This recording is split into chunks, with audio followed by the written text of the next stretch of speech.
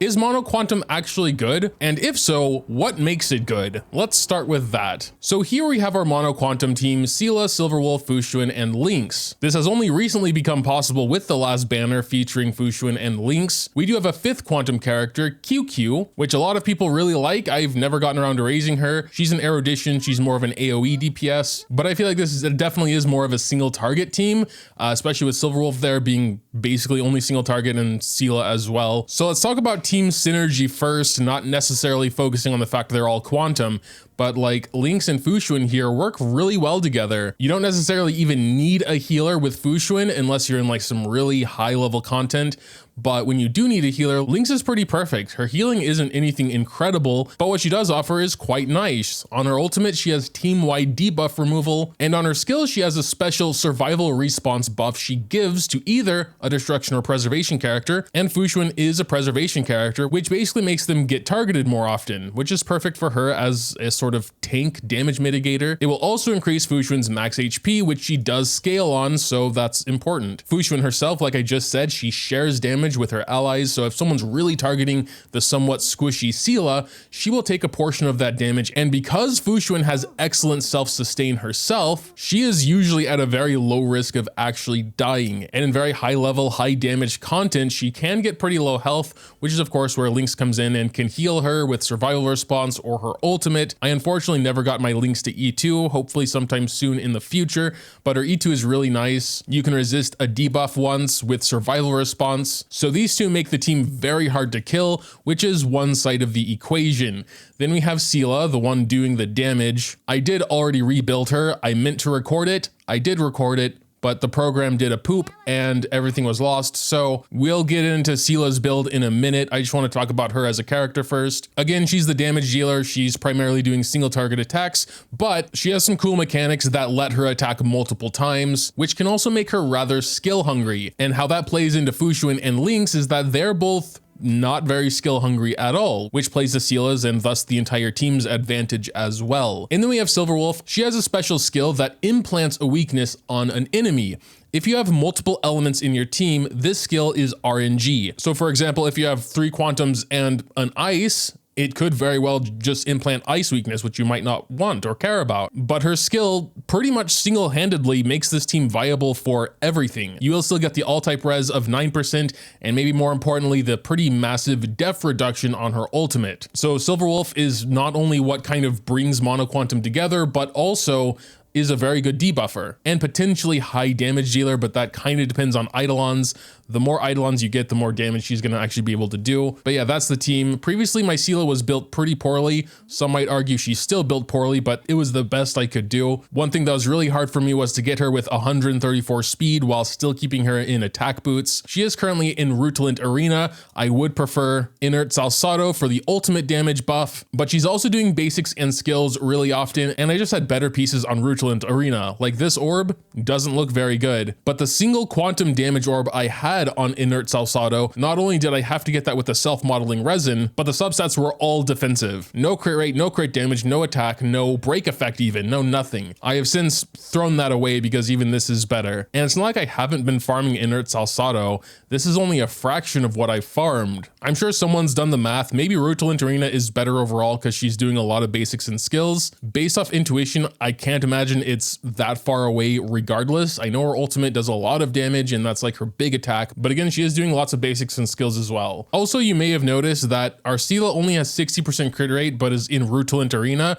which doesn't even increase our basic or skill damage until she's at 70% or higher. But with Xuan's skill here, she gives us 10.5% crit rate anytime the Matrix of Prescience is active, which it is constantly, so we'll always have a little bit more than 70%. But yeah, that's her new build. We'll see how it goes. As for everyone else, they're built pretty much how you would expect. Silverwolf just has a lot of effect hit rate, 94%, might be a little bit too much. Xuan mainly just has a ton of HP, but also a bit of def thrown in there as well, just to make her more tanky. She does scale only with HP, but Def, you know, it's good to balance that out a little bit with someone that's meant to take all the damage. Besides that, I mainly just focused on speed for her.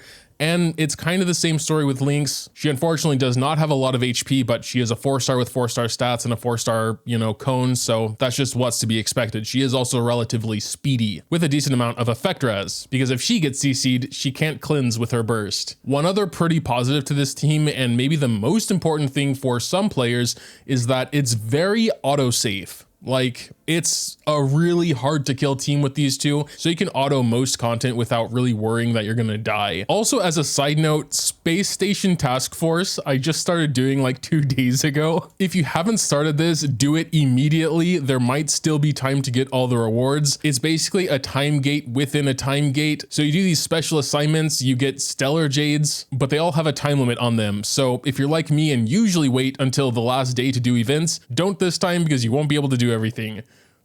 So let's go ahead and try the team. Again, we're just gonna do something light to start off with, like a Cavern of Corrosion run here. Now we have the boss of the domain, which does not have quantum weakness, so, you know, it's really good in this case. Also in this content, we have not yet used Lynx at all for anything besides basic attacks, because I don't feel like it's really necessary right now. But yeah, we're going to implant quantum weakness on this guy, and then we can go ahead and do Silverwolf's ultimate as well. Also, we got all these other bugs with their own small debuffs there, and the extra quantum weakness. But yeah, we can go ahead and do Seele's burst on the death broken enemy here.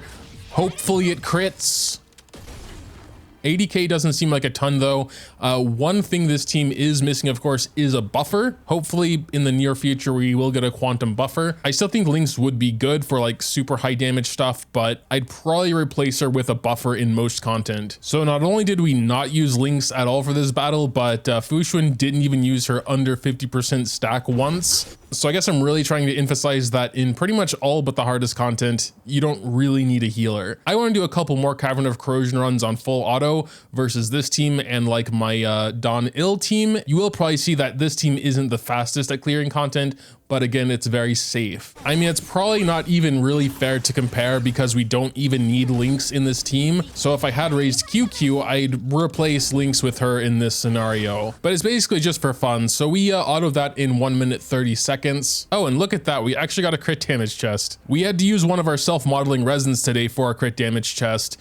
It wasn't good, but it was a crit damage chest because we didn't have any others. I don't think my Don Ill is built much better at all than Seele, to be honest. Maybe slightly worse because of the lower attack. But they both have, you know, 150 to 160 crit damage. Don Ill does have a little extra crit rate, but in the Mono Quantum team, we were just getting that from Xuan anyway. Granted, we will actually have a buffer in this team because it's not Mono Quantum. We will, of course, still take a healer, Lacha, even though I'm sure we could get through it without. But yeah, let's see how this auto battle goes here. Well, what I'm noticing straight off the bat is that this team is not very auto friendly at all. They're being pretty dumb with their skill points constantly. I doubt we're going to even be faster than the Mono Quantum team. In this case, no, we were slower. We were slower than the call. What? And another crit damage chest. Really? And this one actually looks pretty good. I can't really complain, I guess, but I just used a self-modeling resin for a bad one. I do want to try Silverwolf instead of Tingyun and see if we can make it faster. Yeah, Silverwolf is using her ultimate on the boss, thankfully. Maybe they did a little tweak to her AI. Yeah, I don't think... Okay, that one was 2 seconds faster, but honestly, I figured it would be at least a decent amount faster. This one's just an HP chest. I mean, I guess for this specific Cavern of Corrosion, my usual Imbibitor team isn't necessarily better or faster, and I don't think we would necessarily die regardless of our team, but it is safer, and that will of course matter in harder content like what we are going to be trying next. What I feel like is the hardest content in the game right now is Swarm Disaster. It's much harder to clear this than Stage 10 of Memory of Chaos, in my opinion. There are possibly like tricks and things that I'm not aware of that make this easier. Also, the final boss does have quantum weakness already, so it might not be that important, but I would be curious to see what we can do here. We still need to do it with one different path. Unfortunately, one of those 2 paths was Hunt, which is the path I would take for this team. Preservation doesn't seem great with Xuan because she doesn't provide shields. We could maybe do Remembrance. The path buff is kind of useless for me. It's effect hit rate. We could do Abundance. That's just a pretty general one as well. We'll give it a try. I've never even tried Abundance path. So we gotta try and actually get through these 2 domains at least. And we are gonna mostly be trying to just auto everything, as that is touted as one of its like benefits. It's very auto friendly. The Resonance Interpolation play for propagation sounds really good though. Skill point recovery and 30% damage increase for 2 turns. So we're going to try and get some propagation cards. So yeah, we're using 3 countdowns per move. But now we got a purple die roll that makes all adjacent things mercy. So we should be able to get some back now after this domain. So we basically have mercy all the way to the boss now. The big question is if this team will be able to survive the final boss's ultimate attack. Oh, cool. Even the boss can have mercy on it. That's nice. So yeah, we want to definitely go through as many mercy domains as possible here. Probably one of the longest paths ever if you can get a bunch of countdown, because you may as well like hit as many domains as possible if you can keep the mercy up. We'll see how the first boss goes, but if this elite is anything to go by, it's not even touching us, dude. So we're coming up to our first boss here. Let's see how this goes. Again, trying to be fully hands off, full auto. Ooh, that was a big attack, but there comes abundance to heal us. Still haven't even needed Lynx healing at all yet. Xuan did need one of her stacks to heal herself, but still, it looks like the battle is about to wrap up right here, and indeed, Lynx did not do anything besides basic attacks. So moving on, we're starting phase 2 with 22 countdown. We unfortunately do have to use 3 countdowns here. The purple thing should give us 2 more here. Yes. Can this team defeat a Trotter? Okay, well now they're trying to attack it, but I think it's too late. But they were like totally ignoring the Trotter. The Trotter just keeps healing the enemies anyway, so I don't know what they're trying to do here. It's also too late for me to take over because it's going to leave right now. That is sad. I do actually still want to get 3 propagation cards, so we might go more this way to do some propagation battles. Oh, it's the 3 Trotter one. There's no way. They've already shown they're just not great for this in particular. We might be able to get this one because we can weakness break it. That's the only thing I'm going to try for. Not going to get greedy. Yeah, we were able to get this one mainly just because we could keep weakness breaking it. Otherwise, it would have also run away. This is an interesting scenario, considering our complete lack of AoE. These bugs that keep multiplying. I don't know if that's going to be a problem or if they'll eventually stop multiplying. Okay, it multiplied again. At least we got an achievement, I guess. Wow, Lynx's first ultimate. Is it actually possible to get into like a stalemate? If they multiply again, they're doing it. Then I think my only chance is actually just to get them all to low health, and then wow, that is hilarious. I've never had this happen before, so maybe it's like the abundance path's fault or something, combined with this super defensive, less DPS-y team than I'm used to. But this really shouldn't happen. Wait, what? It said the enemy is about to go berserk. The enemy gone berserk. Oh no. Okay, they're not one-shotting. This is so stupid. We're gonna burst on this one with the highest HP. It died? Okay, I think we're good. What the hell was that? The actual time that battle took will be up on screen because I don't think it shows it here, unfortunately. And yeah, I really want to avoid propagation. We still need 2 more, but I don't know if it's worth it. Maybe just the question mark propagations would be enough. Okay, here's our second propagation card. Oh, I thought I could choose which one gets discarded. Oh. At least we got the dewdrop stuff. Like, you don't do much damage on Abundance Path without, you know, a couple of these 3 stars. But then Annihility, which is totally useless. Man, oh no, I don't want to do that again.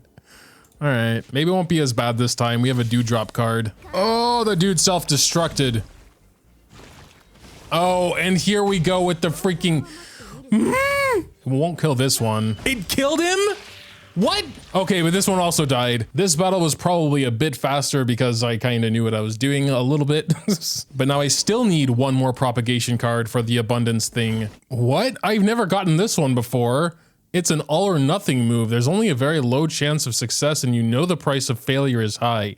I don't really have a choice. What is the price? Oh, I have to lose a blessing? Okay, well, I don't really care about this remembrance one I got anyway. Okay, thanks. I wonder if that's because I took so long on that propagation battle. Now it's like the bug dudes are apocalyptic. Well, we've come back to a normal enemy, so I'm gonna go back on auto and grab a coffee. Well, it looks like they could get through it after all, which is cool. That doesn't sound like a good sound. Bro, really? Why do I have the worst luck on like the most annoying run so far? It's just bad stuff. Oh, well, we're actually going into the boss fight. with 20% HP. So I think we'll probably still be okay. We have like abundance, path resonance, and all that. So, oh, Jesus, we have Gepard here. I stepped away for a bit because I figured the Gepard fight would take like 7 years. But I came back to a defeat screen. So yeah, I think the biggest problem was that we had absolutely atrocious luck the entire run. I'm not sure better luck would have been quite enough. And honestly, since that run took an hour and a half and we weren't even finished with it, I don't feel like trying again. Why we failed is probably a combination of multiple things. Our Seele might still not be good enough for the team. The abundance path, probably not that great for this team either. It seems like an overall fine path, but considering I feel like this team is on the lower DPS side anyway, it would be a lot more helpful to have an offensive path. I kind of just hoped I could kill 2 birds with 1 stone and get my 3rd thing, so I went abundance as opposed to hunt or something. I'll try a standard world 7 run here with the same team. It's definitely not easy content either, but Swarm Disaster 5 is just incredibly brutal unless you have good luck, and we definitely didn't. Okay, yeah, so we're at the final Herda. Not only do we only have 13 blessings, but literally half of them are useless. We got 4 hunt cards. We're on hunt path and we got 4 hunt cards and we reset like every time. That's why we're ending with 300 cosmic fragments. That is insane how bad this run is. But okay, whatever. At least we got a couple of elation cards for our follow-up team here. I'm kind of going crazy, dude. Like, and a whopping 4 curios. 1 that we chose at the very beginning, 1 we purchased from Herda, and the other 2 guaranteed from the 2 elite bosses. So yeah, I don't think it's possible to have a worse run than we did. So if this team, under those circumstances, can beat this boss on auto, it's actually pretty good. This boss also does favor AoE to try and get rid of those plants, and since, yeah, we have mostly single target stuff, that will probably be a problem. I'm assuming she will at least do a little bit. 81k. I do more damage in not simulated universe. I do not understand what's going on. She's doing no damage for some reason. I mean, we at least have some buffs, I think. Maybe they're just all really useless. I've seen Clara counter for 400k on this boss, so that's just really wacky to me. 50k now. It's getting worse somehow. What can I be missing here? I mean, they are hard to kill, but we are going into the final phase now, and he absolutely will get off an ultimate. So, that will be interesting to see if they can survive that, because his ultimate is stupidly strong. 27k ultimate. How is she getting weaker? Soon enough, her ultimate is going to be healing the plants. Oh, there we go. Oh, Xuan died. That actually makes sense, you know. She was absorbing all that damage. That's probably what happened on the Gepard fight as well. I will still count it as a win if we can actually get through it, but right now it's not looking likely. It shouldn't be because of the follow-up card, right? Because it's like... Okay, there it finally did a decent amount of damage. I think they will be able to get through it, but barely. Yep, there it goes. I mean... because it was like the worst run ever, and I was autoing, and they did make some very non-optimal decisions while autoing, so Mono Quantum is a lot more interesting in content like Memory of Chaos though, because in stages like these, where the recommended type is not Quantum on either side, you could throw your Quantum team on either side and the enemies would still have Quantum weakness because of Silverwolf. Like, it is pretty safe in most scenarios, but those big AoE attacks, like you just saw, our Xuan got absolutely deleted. And most like final bosses do have those huge game ending attacks. The goal of course would be to interrupt them before they do this big ultimate attack, and I don't think auto is smart enough for that. So yeah, I'm not really sure what to say. I think my main issue is just the lack of damage. It definitely skews a lot more heavily into survivability. I mean, that is to be expected when taking Xuan and a healer. In the Swarm Disaster run, I think replacing Lynx with an actually raised QQ would have had us much better results probably, since we already had plenty of healing. It's just, yeah, I didn't really want to raise her. If we ever get a Quantum buffer though, I imagine it's going to be pretty insane. Right now though, it's solid. I mean, we had like the worst luck in Sim 7 and we still technically got through it, even though it was way too close for comfort. Make sure to tell me what you think though in the comments down below. Dropping a like or subscribing to the channel if you enjoy is always greatly appreciated as well. Thanks as always for watching, and until next time.